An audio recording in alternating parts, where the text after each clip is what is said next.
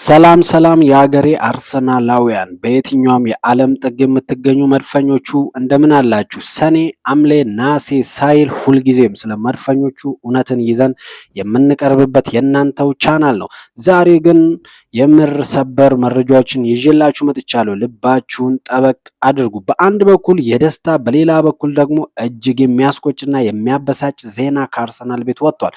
ይህ ቪዲዮን እስከ መጨረሻ ካልተከታተላችሁ ዛሬ በአርሰናል ዙሪያ የተፈጠረውን ትልቅ ጉድ ታጣላችሁ። እስኪ መጀመሪያ ይህን ጥያቄ ልጠይቃችሁ። አንድ ተጫዋች የአርሰናልን ማሊያ ለመልበስ ምን ያህል መታደል እንዳለበት ያውቃሉ?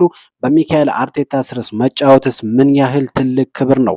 ነገር ግን አንድ ተጫዋች አርቴታ ራሱ ስልኩን አንስቶ እየደወለለት የክለባችንን ፕሮጀክት ሊያስረዳው ሲሞክር ስልኩን አልቀበልም ብሎ የዘጋበትና የአርሰናልን ክብር የነካ ተጫዋች አለ። ይህ ተጫዋች ማን እንደሆነና አርቴታን እንዴት እንዳንገላታው አሁን በዝርዝር እነግራችኋለሁ። በተጨማሪም የለንደኑ ንጉስ ማርቲኔሊ ልናጣው ነው። የአል ኢላል የገንዘብ ናዳ ጋብሪኤል ማርቲኔሊን ከአርሰናል ቤት ሊነጥቀን ተቃርቧል። ፋብሪዞ ሮማኒዮ ይፋ እንዳደረገው ከሆነ ዝውውሩ ሊጠናቀቅ የመጨረሻው ሰዓት ላይ ደርሷል። አርሰናል በስንት ሚሊዮን ዩሮ ተስማማ? በማርቲኔሊ ምትክስ ማንን ሊያመጣ ነው? ሁሉንም ሚስጥሮች አንድ በአንድ እንፈታለን። አሁኑኑ ቪዲዮ ላይክ በማድረግ የደጋፊነታችሁን አጋርነት አሳዩ። ለቻናሉ አዲስ ናችሁ ደግሞ ሰብስክራይብ በማድረግ የቤተሰባችን አባል ሆኑ። ወደ መጀመሪያው ዜናችን ስንገባ ዝነኛው ጋዜጠኛ ጆሴፍ ፔድሮ ይፋን ያደረገው መረጃ መላውን የለንደንን ደጋፊዎች አስቆጥቷል። ጉዳዩ ስለ አርሰናል የፊት መስመር አጥቂ ፍለጋና ስለ ሆላንዳዊ ወይም ስለ አርጀንቲናዊው ኮከብ ጁሊያን አልቫሬዝ ነው። አርሰናል የፊት መስመሩን ለማጠናከር የዓለም ዋንጫን እና የኮፓ አሜሪካን አሸናፊውን ጁሊያን አልቫሬዝን ለማስፈረም ከፍተኛ ፍላጎት ነበረው። አሰልጣኛችን ሚካኤል አርቴታ ተጫዋቹን ምን ያህል እንደሚፈልገውና በአርሰናል ቤት የፊት መስመር መሪ እንደሚያደርገው በግል ለማስረዳት ፈልጎም ነበር። አርቴታ ለተጫዋቹ በቀጥታ ስልኩን አንስቶ ደወለለት። ነገር ግን የተፈጠረው ነገር እጅግ ልብ የሚሰብር ነው። ይህ አርጀንቲናዊ ተጫዋች ጁሊያን አልቫሬዝ ለአርሰናል እና ለአርቴታ ምንም አይነት ክብር ሳይሰጥ አንድ ጊዜ እንኳን ስልኩን ለማንሳት ፈቃደኛ ሳይሆን ቀርቷል። አዎ መድፈኞቹ አንዴም ስልኩን አላነሳም። እስኪ ያስቡት፣ አርሰናልን የመሰለ ታላቅ ክብር ያለው ለዋንጫ የሚፋለም በአውሮፓ መድረክ ስሙ የናኘ ክለብ አሰልጣኝ ሲደውል ስልክ አለማንሳት ምን የሚሉት ትዕቢት ነው? አርቴታ ይህንን ያህል ዝቅ ብሎ ክለቡን ለመጥቀም ደውሎ እንዲህ መናቁ እኛን ደጋፊዎች ክፋኛ አስከፍቶናል። አልቫሬስ በኳስ ክህሎቱ ጎበዝ ሊሆን ይችላል፣ ነገር ግን ለአርሰናል ማሊያ የማይመጥን ስነ ምግባር እንዳለው በተግባር አሳይቷል። ይህ ዝውውር በዚህ ምክንያት ሙሉ በሙሉ መክሸፉ ተረጋግጧል። አርሰናል ደግሞ ስልኩን ለማንሳት ፈቃደኛ ያልሆነን ተጫዋች እያባረረ የምንለምንበት ምንም ምክንያት የለም። እናንተስ በዚህ በአልቫሬስ ድርጊት ምን ተሰማችሁ? በአስተያየት መስጫው ላይ ንገሩኝ።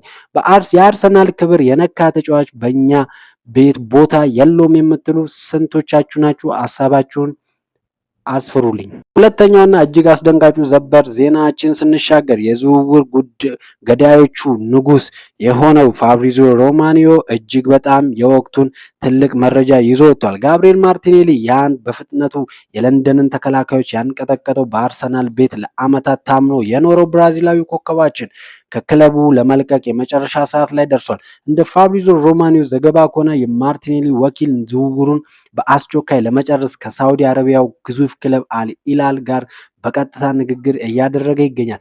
ንግግሩ በጣም በጥሩ ሁኔታ እየተካሄደ እንደሆነና ተጫዋቹ ወደ ሳውዲ ለማምራት ፍላጎት እንዳለውም ተገልጿል። ታዲያ አርሰናልስ ይህንን ድንቅ ተጫዋች እንዳያመልጠው ፈቅዷል? አዎ መድፈኞቹ አርሰናል በአል ኢላል የቀረበለትን የገንዘብ ጥቅማ ጥቅም ተመልክቷል። ክለባችን አርሰናል በ65 ሚሊዮን ዩሮ ፓኬጅ ማርቲኔሊ ለመሸጥ ሙሉ ስምምነት ላይ ደርሷል። ማርቲኔሊ በአርሰናል ቤት የነበረው ቆይታ እጅግ አስደናቂም ነበር።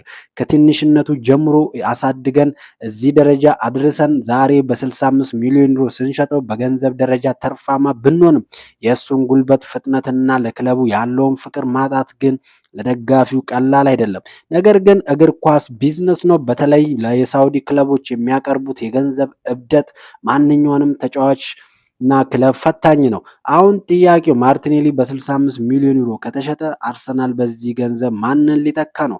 የአልቫሬዝ ጉዳይ ካበቃ አርቴታ በኪሱ የያዘው ሌላ ሚስጥራዊ አጥቂ ማን ይሆን? በሚቀጥሉት ቀናት የምናይ ይሆናል። የዛሬው የአርሰናል ሰበር መረጃዎቻችን እነዚህን ይመስሉ ነበረ። በአንድ በኩል የአልቫሬዝ ትቢትና የአርቴታ መናቁ፣ በሌላ በኩል ደግሞ የማርቲኔሊ በ65 ሚሊዮን ዩሮ ወደ አል ኢላል ለማምራት ከጫፍ መድረሱ የአርሰናልን ቤት አነጋጋሪ አድርጎታል። እናንተስ እንደ እውነተኛ መድፈኛ አርሰናል ማርቲኔሊን በ65 ሚሊዮን ዩሮ መሸጥ ትክክለኛ ውሳኔ ነው ትላላችሁ ወይስ ስህተት? በአልቫሬስ ላይ ያላችሁን ስሜት ምንድን ነው? እባካችሁ ሀሳባችሁን ኮሜንት ላይ አስፍሩልኝ። እያንዳንዱን ኮሜንት አነበዋለሁ። ቪዲዮን ላይክ ማድረግ እንዳትረሱ። ለወዳጅ ዘመዶቻችሁ ሼር አድርጉት። በቀጣይ አዳዲስ መረጃዎች እስከምንገናኝ ድረስ አርሰናል ሁልጊዜም ያሸንፋል። ቪክቶሪያ ኮንኮርዲያ ክሬስ ሲቲ። ቻው ቻው።